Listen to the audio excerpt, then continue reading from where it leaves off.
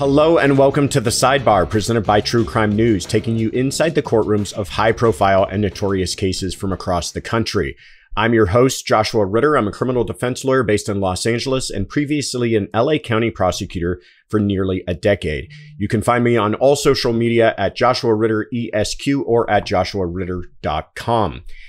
This week, we wanted to try doing something a little bit different. After shocking allegations against hip-hop mogul Sean Diddy Combs from more than 120 victims came forward this week, I wanted to take a little time to discuss what he's been charged with so far and where the case could be headed. So let's go ahead and dissect the indictment of Sean Diddy Combs. Sean Combs' ascension led him into the top of the music industry, making him a billionaire recording artist and entrepreneur who was responsible for launching the careers of some of music's biggest acts, including Notorious B.I.G., Usher, and even Justin Bieber. However, after more than 3 decades in the spotlight, his precipitous downfall would come in only a matter of months. In November of last year, shocking claims of abuse, assault, and coercion came to light in a lawsuit filed by Cassandra Ventura after a decade-long relationship with Combs. While he was quick to deny the claims, an undisclosed settlement issued the following day led many to wonder if Cassie's claims were as baseless as the tycoon claimed that they were. The apparent hush money wasn't enough to silence the echoing claims of further alleged victims who came forward to accuse Combs. The alleged violations included allegations of drugging and forced sexual acts with escorts, with some of the victims being underage at the time of the purported assaults.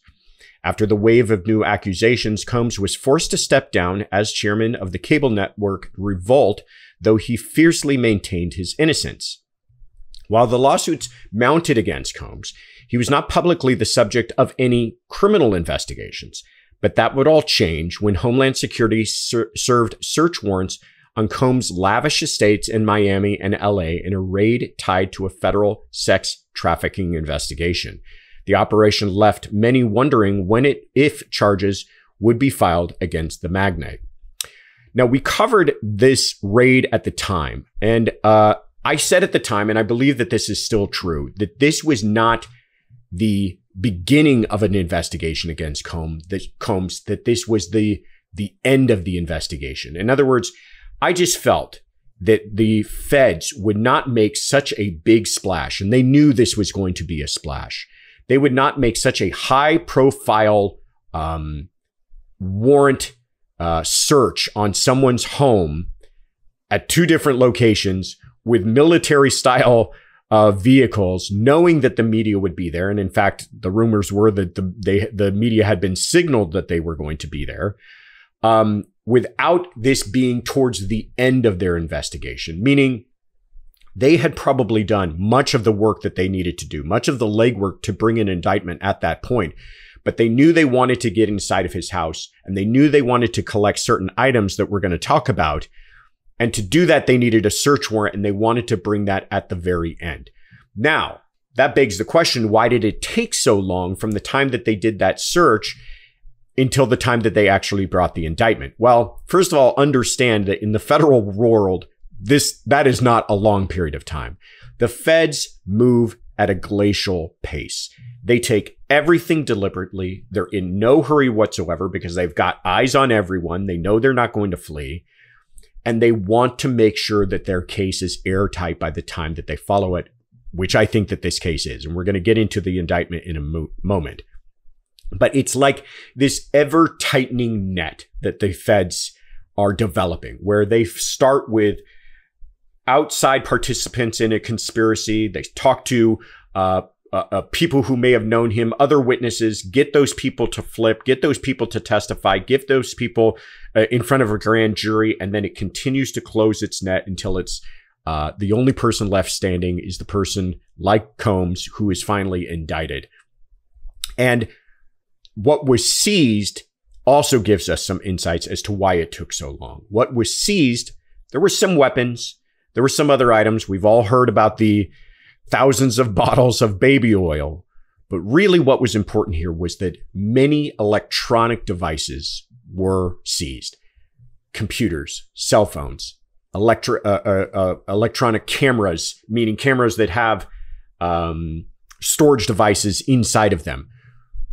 What were they looking for? They were looking for the type of evidence that was likely videotape. And that type of evidence takes time to discover. They need, maybe time to actually break into some of these devices, call through all of that information before they're able to find the things that they're looking for. And again, that all takes time. Meanwhile, Combs and his team continue to push back against the lawsuits and allegations. CNN would eventually release a video that might have been the final nail in the coffin of Diddy's claims of innocence, however. In the video, taken at a Los Angeles hotel, Cassie Ventura appears to be fleeing the resort when a towel-clad Diddy assaults the woman. The video depicts Cassie being beaten, kicked, and eventually dragged down the hall. The smoking gun would be so potent that Combs reversed his position, issuing an apology for his behavior in a since deleted Instagram video. We've all seen this video. It is hard to watch. There is no getting around what is on that video. There is no explaining away what's on that video. There's no way of saying that what is on that video is somehow innocent behavior that's being misconstrued. He is savagely beating and kicking this woman. And it really was a turning point, especially in the court of public opinion. And I know for many of you, it was a turning point in the way that you viewed all of this, because there is some persuasiveness sometimes, I think, to when celebrities say, hey, somebody's just coming after me for my money. They realize I'm an easy target. I've got money. They want to take me down a notch. This video was the first time that we saw there's no getting around Diddy's words here. And he realized that. And he was now for the first time on the defensive. And he couldn't PR spin his way out of this any longer. And that's why he issued for the first time that apology Instagram video, which he's since taken down. But that was to me a person cornered who's realizing the walls are coming in. There's no getting around this video. I have to start to get out in front of this by saying I take some responsibility for my actions, but we will see that probably did very little to save him at the end of the day. Combs's apology, in fact, did little to curb public scrutiny, with more alleged victims corroborating each other's claims of sexual depravity and abuse administered by the hip-hop billionaire. Finally, in September of this year, Combs was arrested in Manhattan on an evening that was likely his last outside of jail. I want to talk a little bit about his bond, because I do believe that Sean Combs has taken his last breath of freedom. He had offered, his defense team had proposed to the judge a $50 million bond. To understand this in its context, murder usually requires about $1 million in bond. $50 million is the largest bond I've ever heard offered in any case whatsoever. Now, a lot of people I've heard saying, well, he's a billionaire. What does that matter to him? That isn't the point as much as $50 million, I think, is enough to ensure that anyone is going to return, but it wasn't enough for this judge. This judge felt that in spite of all of that, he still remained a flight risk. And seeing the Cassie Ventura video, the judge commented on that and was essentially saying, I'm watching in real time these crimes be committed. And I'm watching how Mr. Combs behaves against those willing to testify against him. This person is a threat to witnesses. He's a threat to the public at large. And I'm not going to allow him to get out. And I really feel that was the last opportunity he ever had. He's going to head toward trial. And if the prosecution has anything close to what they allege that they do, he is likely going to be convicted. Which brings us to the recently unsealed indictment. Let's get serious. Investing can be intimidating. Sometimes it's easier to just put it off or not deal with it at all. Today's episode is sponsored by Acorns. Acorns makes it easy to start automatically saving and investing for you, your kids, and your retirement. You don't need a lot of money or expertise to invest with Acorns. In fact, you can get started with your spare change. Acorns recommends an expert-built portfolio that fits you and your money goals, then automatically invests your money for you. And now Acorns is putting their money into your future. Open an Acorns Later IRA and get up to a 3% match on new contributions. That's extra money for your retirement. It's important to take charge of your future, and Acorns is a great way to get started. Head to acorns.com/truecrime or download the Acorns app and start saving and investing for your future today. Paid non-client endorsement. Compensation provides incentive to positively promote Acorns. Investing involves risk. Acorns Advisors, LLC, an SEC-registered investment advisor. View important disclosures at acorns.com/truecrime. Prosecutors laid bare their case against Combs after a grand jury returned indictments for 1 count each of racketeering conspiracy, sex trafficking by force, fraud, or coercion, and transportation for purposes of prostitution. So let's dig a little deeper into each count and how prosecutors have implicated Combs along the way. First of all, we'll go to count number 1, and we have the indictment here for you to go ahead and take a look at. And count number 1 says that, I'm going to go ahead and read it to you, and then we'll talk about what it means. Just this first paragraph. It says, for decades, Sean Combs, a.k.a. Puff Daddy, a.k.a. P. Diddy, a.k.a. Diddy, a.k.a. PD, a.k.a. Love, the defendant abused, threatened, and coerced women and others around him to fulfill his sexual desires, protect his reputation, and conceal his conduct. To do so, Combs relied on the employees, resources, and influence of the multifaceted business empire that he led and controlled, creating a criminal enterprise whose members and associates engaged in and attempted to engage in, among other crimes, sex trafficking, forced labor, kidnapping, arson, bribery, and obstruction of justice.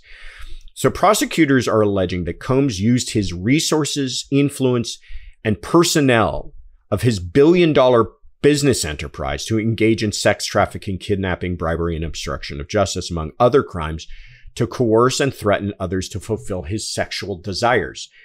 Under the guise of his business, which included a record label, clothing line, television network, and spirits company, Combs allegedly engaged in a pervasive pattern of abuse. The abuse reportedly included orchestrated sexual performances involving male sexual workers, which were commonly referred to as freak-offs. These incidents could last for days on end and were allegedly orchestrated, directed, and oftentimes filmed by Combs. Prosecutors claimed that Combs' behavior was widely known, but that the high-powered figure coerced his employees and associates to facilitate, carry out, and cover up his abusive acts. The facilitation of these acts allegedly included booking hotel rooms, arranging for payment and travel of sex workers, and obtaining supplies such as drugs and the now infamous 1,000 bottles of baby oil that were seized from Combs' residences. This count also includes a special sentencing factor that carries a maximum, by the way, of life in prison. So let's talk a little bit about this.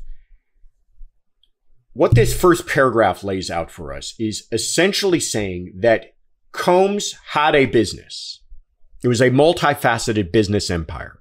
We've known about his businesses, his vodkas and his record label and everything else. But that, in fact, operated as a, quote, criminal enterprise. Okay? This is what RICO was designed for. This is the mob, right? This is what we've all heard about racketeering and RICO being used for, is in mafia cases. They're basically saying that this business that appeared to be illegitimate to everyone on the outside was in fact a criminal enterprise. We've heard something very similar, by the way, being argued, and not so successfully, in the Young Thug case regarding his rap cooperative, or whatever you want to call it, of YSL.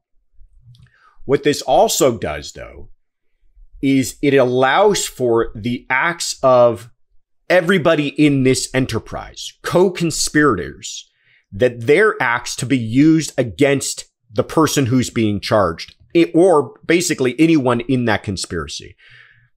The mob which is what RICO really is about, and what it has always been used for, and what they're now trying to experiment more with, the prosecution, trying to widen the use of it, broaden the use of it.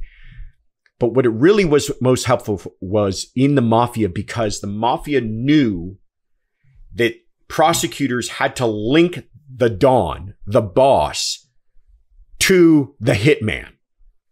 And the boss would often put several layers of human beings between him and the hit. The boss would have some casual conversation with one of his direct captains, who would then report to someone beneath him and report to someone beneath him. And who, through this entire line of authority, it would eventually end up at the trigger man. But the person who gave the green light is at the very, very other end of this string of people. And that was difficult for prosecutors to explain and get everybody into court and indict everyone. And it often ended up being that these Dons, the boss, would get away with it. Racketeering allows to say, no. As long as you're participating in this criminal enterprise, then you're responsible and can be held criminally liable for everybody else's actions. So the thing to really pay attention to here is that this indictment is the United States of America versus Sean Combs. Not Sean Combs plus 24 different co-conspirators and assistants and underlings and everybody else who was doing his bidding. It's the United States versus Sean Combs, because everybody else in that conspiracy is going to be used against him. I can almost bet you that the U.S. government, the Southern District of New York, has already spoken to everybody involved in this criminal enterprise, this multifaceted business empire, and that every single one of those people are willing to testify against Combs. We've talked about it on this channel before, but essentially you're presented with two choices, or one choice and two options. Do you want to get on the witness bus, or do you want to get on the defendant bus? And many of these people, no one's going to do prison time for Sean Combs. And they said, I will put myself squarely on that witness bus and go ahead and testify against him. And that's why we're left with the U.S. versus Sean Combs. Let's move on to count number 2 here. Sex trafficking by force, fraud, or coercion, pardon me. This count is linked to a victim, identified as victim 1, and alleges that Combs caused the victim to engage in commercial sex acts in knowing disregard of the fact that the victim was engaging in said sex acts because of force, fraud, or coercion. While the details of this victim are not specific, the count is alleged to have occurred sometime between 2009 and 2018 in the Southern District of New York or elsewhere. Like the racketeering charge, this charge also carries a maximum sentence of life in prison, with a mandatory minimum, by the way, of 15 years. Meaning, if convicted of this, the judge's hands are tied to give him 15 years. Sean Combs is not a young man. Now, why a single victim here? The short answer to that is we don't know. The longer answer might be that this is the first victim to come forward. This is the first victim to be willing to participate to the very end. This is the first victim who they have enough evidence that they feel it's sufficient enough to bring this. But really, at the end of the day, they only need this one, because they're wrapping this up along with the RICO case. So as long as they're just able to prove one, they have the underlying predicate acts that satisfy the RICO charge in this case. But I also have a suspicion this will not be the end. I think it will be likely that we will see other victims added, as we talked about.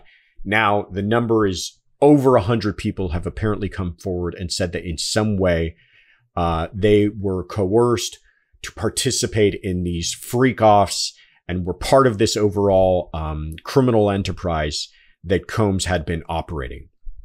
And bear in mind, too, this is not just prostitution that we're talking about. The allegations here are not simply that Combs paid people to have sex. It's that he used force, fear, fraud, or coercion to have them participate in it against their will. That's another way of saying rape. That's what these allegations are really about. That someone was sex trafficked, someone was the victim of sex trafficking. What we're talking about here is sexual assault or rape. That people were being forced by either fear, fraud, or coercion to take part in this, and that none of them were willing participants as they might otherwise be if this were a simple prostitution case.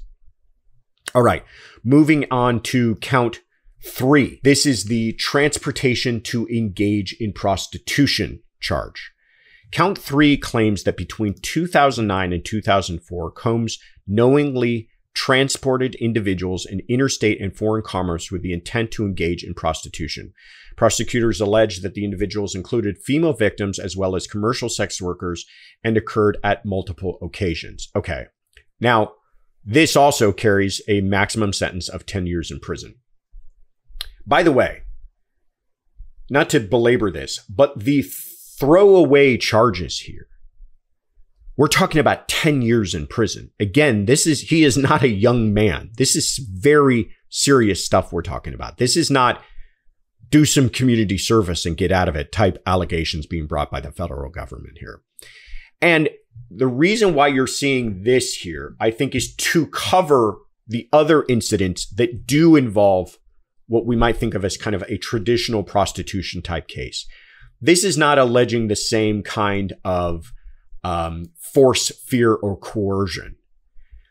This is saying this is prostitution, but because these people were being transported across state lines, that's where the federal jurisdiction can take effect. Again, not to get too much into the weeds here, but you have to understand why it's important that this is a federal case and not a state case. Many of these crimes could have been alleged statewide. You can allege sexual assault and rape on a state level. You can allege prostitution at a state level.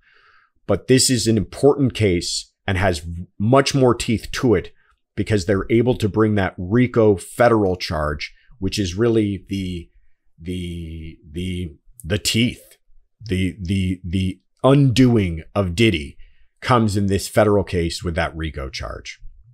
Finally, there is a forfeiture allegation. Diddy could also be subject to forfeiture of his business enterprises if they were found to have been used in connection with the alleged crimes. This could include anything in the Combs enterprise, including material assets or property which was used to commit or facilitate the commission of the offenses listed above. Materially, this could mean the end of Combs. I mean, aside from his very, very serious criminal problems with prison, if this forfeiture clause goes into effect, he could lose everything. And we're talking about affecting him, anybody who worked for him, his family, and everybody else who depended on him. It could be gone in a day. And by the way, don't for a second think the federal government won't do it. They love doing it. In a heartbeat, they will seize all of his assets if they're given permission to. In a heartbeat, they will freeze all of his bank accounts just to make sure he can't start transferring things around. And that could affect even all of the multiple lawsuits against him. But I think his most immediate concern is it could affect paying for his defense attorneys. Right now, the only person Sean Combs is really concerned about making sure he can keep that money flow open to is his defense attorneys, because that's the only chance that he's got. Now, one just kind of educational side note on all of this is that the one place that the feds cannot go after is an attorney's trust account. That is the safest place to store money anywhere. Cayman Islands, Swiss bank accounts, everything else, nothing on an attorney's trust account, because that is seen as untouchable by the government. That is where you are allowed to park money for your own defense.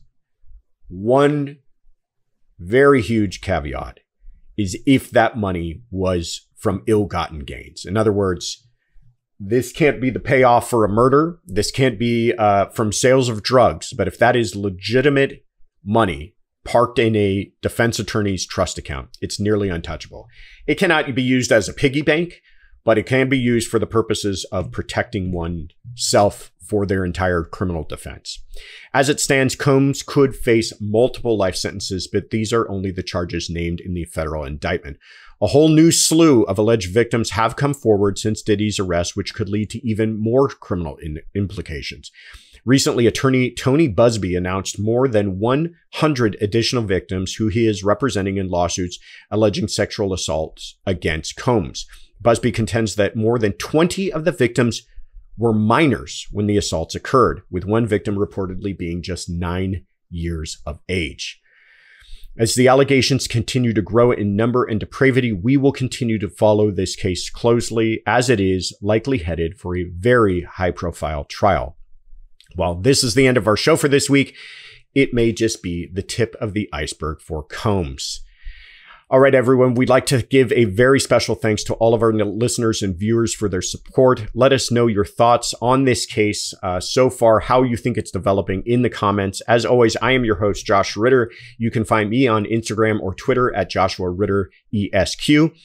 And if you want to hear my thoughts and coverage on even more true crime cases, you can always check out my brand new YouTube channel, Courtroom Confidential. And you can, of course, find all of our Sidebar episodes wherever you get your podcasts. And we want to hear from you. If you've got questions or comments that you would like us to address, tweet us your questions with the hashtag TCNSidebar. And thank you for joining us at the True Crime News Sidebar.